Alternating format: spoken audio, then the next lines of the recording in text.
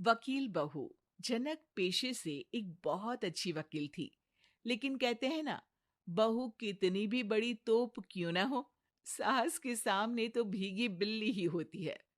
अरे जनक, क्या बात है। आज रोटी नहीं मिली अभी तक। ये तेरा कोर्ट नहीं है जो आज फैसला ना हुआ तो कल की तारीख मिल जाए। रोटी तो रोज वक्त में चाहिए। हाँ। माँ जी, रोटी तो कब की बन गई। मैंने आपको कहा तो खाना खाने के लिए, आपने शायद सुना नहीं होगा। ओहो हो, जज नहीं हूं मैं तेरे कोर्ट की, सास हूं सास। कोई दलील फालतू की मत देना यहाँ। बहुत जानती हूं मैं इन वकीलों को। अपनी बात ऊपर रखने के लिए झूठ बोलने में जरा भी नहीं सोचते। तभी वहां जनक के ससुर आ जाते हैं। अरे भाग्यवान, क्यों बेचारी के काम को कोसती रहती है हमेशा। मैं भी तो था वहां जब ये आई थी तुझे रोटी खाने को बुलाने के लिए। सास को तो अब गुस्सा आ जाता है कि कैसे किसी ने बहू की साइड ले ली। अरे वाह जी वाह। वो तो मैं जानती थी कि कोई ना कोई गवाह तो ये पेश कर ही देगी। पर मैं तो अब सीधा खाना खाकर सोने जाऊंगी। मुझे आदत नहीं है किसी से बहसा बहसी करने की। पता नहीं कैसे ये वकील इतना दिमाग लगाकर खुद तो झूठ बोलते ही हैं, साथ में झूठे गवाह भी ले आते हैं। जनक को सास के ताने सुनने की अब आदत सी पड़ जाती है। एक दिन जनक वकील की ड्रेस पर काला कोट पहनकर कोर्ट के लिए निकल ही रही होती है कि अरे कहाँ चली काला कौवा बनकर। टोक दिया ना। अब कोर्ट तो वकील वाले ड्रेस पहनकर ही जाऊंगी ना। वाह भाई वाह, दामिनी तो मैंने भी देखी है। सन्नी पाजी ने ऐसा ही कोट पहना था और कहा था कि तारीख पर तारीख, तारीख पर तारीख।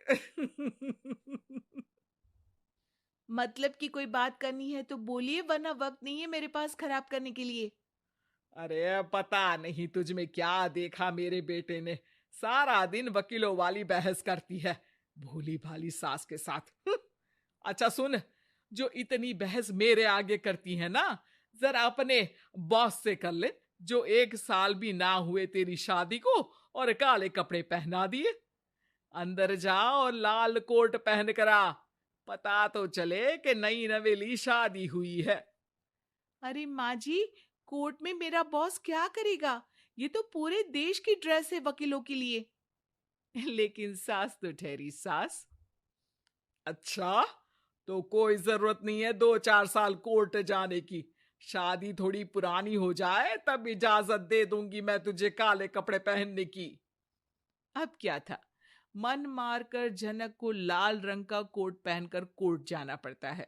उसके जाने के बाद आहा, बड़ी आई पूरे देश की ड्रेस की बात करने वाली। अरे पहना दिया ना लाल कोट। अब सास आए दिन या तो जनक को उसके काम का ताना देती, या फिर उसका काम छुड़वा देने की धमकी। तंग आकर एक दिन जनक पति से कहती है, मैं सोच रही हूँ कि कोर्ट जाना बंद ही कर दूं। अरे क्यों यार, इतना अच्छा करियर है, क्यों छोड़ने की सोच रही हो? अरे लाल रंग का कोट पहनकर जाना पड़ता है। हर बात पर सास ताना देती है कि वकील तेज होते हैं, सवाल जवाब करते हैं, झूठी दलीलें देते हैं। अरे तो ठीक है ना, वो जो कहती है अपनी समझ से कहती है, लेकिन तुमको तो पता है ना कि सच्चाई क्या है। जनक को पति की बात से हौसला मिलता है कि तभी घर पर कुछ लोग आ जाते हैं। अरे आइए आइए पंच साहब, कैसे आना हुआ? अरे भाई साहब, सुना है कि आपकी बहू वकील है। तभी वहां सास आ जाती है। हाँ है तो, लेकिन क्या हुआ? फिर कहीं बहस कराई क्या? अरे हम तो खुद दुखी है उसके व्यवहार से। अरे भाभी जी, आपको तो पूरा मोहल्ला जानता है कि आप कितना बोलती है। फिर हम यहाँ बहू रानी की कोई शिकायत नहीं, बल्कि अपनी परेशानी लेकर आए हैं। ससुर जी खुश हो जाते हैं। हाँ हाँ, मैं अभी बहू को बुलाता हूँ। जनक वहां आती है, सबको नमस्ते करके बैठ जाती है। बहू रानी, हमारे गांव में बड़ी मुसीबत आ गई है। अब तो पूरे गांव की जिम्मेदारी मानो तुम्हारे कंधों पर है। अरे ना ना, इससे तो घर की जिम्मेदारी पूरी नहीं होती। ये गांव की जिम्मेदारी क्या लेगी? भाभी जी, आप चुप हो जाओ। यहाँ पढ़े लिखे लोगों की बात हो रही है। आप जाओ, जरा रसोई से सबके लिए चाय लेकर आओ। मैं कॉफी लूंगी। हाँ हाँ, वकील साहिबा के लिए कॉफी। सास सर पैर सब पटक कर वहां से निकल जाती है। बहू, गांव में पानी नहीं आ रहा है। पड़ोसी राज्य ने हमारा पानी रोक रखा है। हम्म, इसका मामला तो बड़े कोर्ट में चलेगा पंच जी। लेकिन ऐसा क्यों? वो राज्य हम लोगों से पानी के पैसे मांग रहा है। अब आधे गांव में पानी की सप्लाई खत्म हो गई है बहुरानी।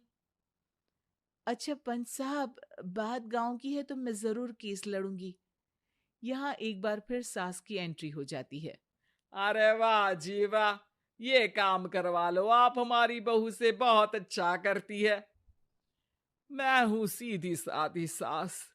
इस लड़की ने कैसे लड़ लड़ कर मुझे साइड कर रखा है, ये तो अब आपको पता चल ही जाएगा। अरे भाभी जी, आपकी आवाज तो पूरे गांव को सुनाई पड़ती है जब आप बहू रानी को सुंदर वचन सुना रही होती हैं। अरे वकील बहू मिली है, फक्र करो फक्र। हाँ जी हाँ, सारी फकर तो हम लोग ही करें। खैर, अब जो केस लड़ेगी और पानी गांव में आ जाता है, तो पंच साहब लिख कर देना होगा कि हैंड पाइप में सबसे पहले मेरी बाल्टी और घड़ा भरेगा। अरे फिर तो हम बहू रानी के नाम पर घर पर ही सप्लाई दे देंगे। लेकिन ये इतना आसान नहीं है। बहू, गांव के पास अभी वकील करने की भी पैसे नहीं है तो।